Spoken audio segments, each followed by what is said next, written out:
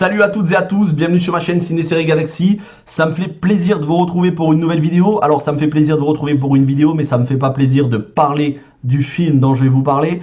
Vous le savez à mon habitude, je suis bon public, je suis très sympathique envers les films, parfois des films qui se font déchirer.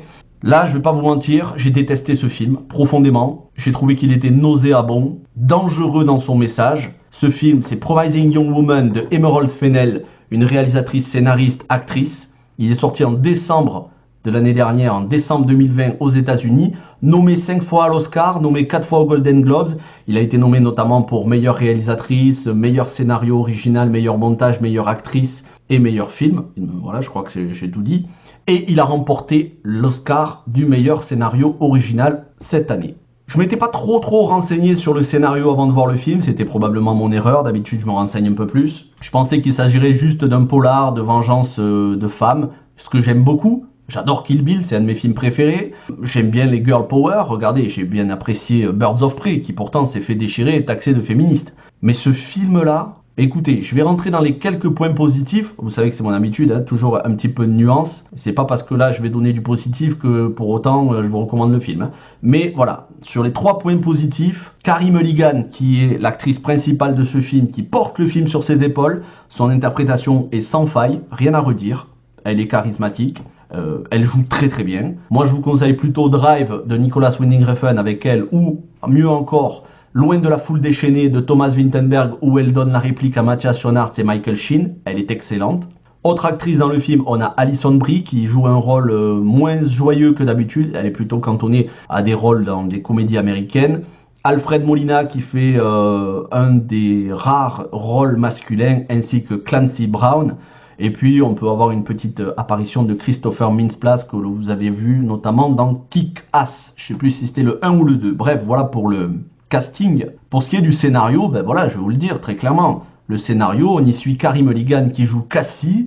En apparence, une fille sans problème. Elle a un petit boulot pas très intéressant, alors que elle a des ressources. Je veux dire, elle a du talent. Elle avait fait plusieurs années avant des études de médecine.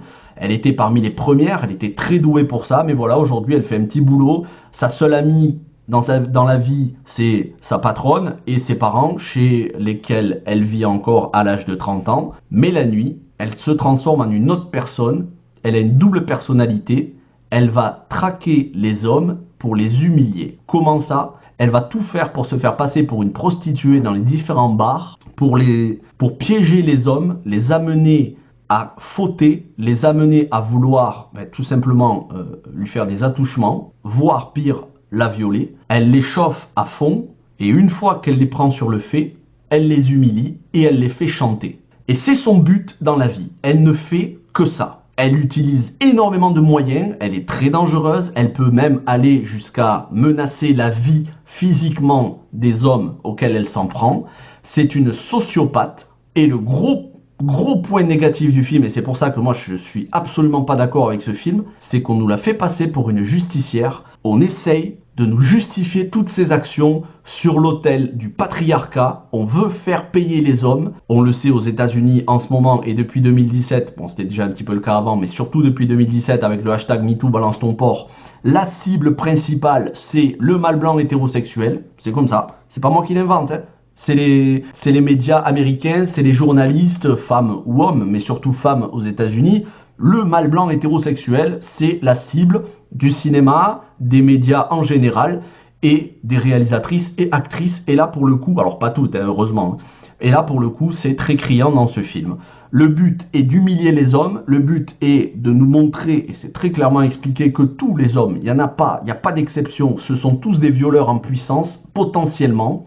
Moi, je ne peux pas supporter une telle idée, c'est juste inconcevable, parce que totalement déraisonnable, et surtout, et je vais être grossier, c'est pas mon habitude, c'est un film qui se torche le cul avec la présomption d'innocence, mais qui se torche le fion d'une force, vous imaginez même pas. La présomption d'innocence dans ce film, il n'y en a pas. La réalisatrice explique très clairement dans son scénario que la présomption d'innocence, ça n'est pas une bonne chose. Ça permet à des violeurs de sévir. ça permet à des violeurs d'être en liberté. Eh bien moi je suis très attaché à la présomption d'innocence, je me suis pris la tête d'ailleurs sur les réseaux sociaux avec certaines personnes à cause de ça, et ça continuera toujours parce que je défendrai toujours la présomption d'innocence.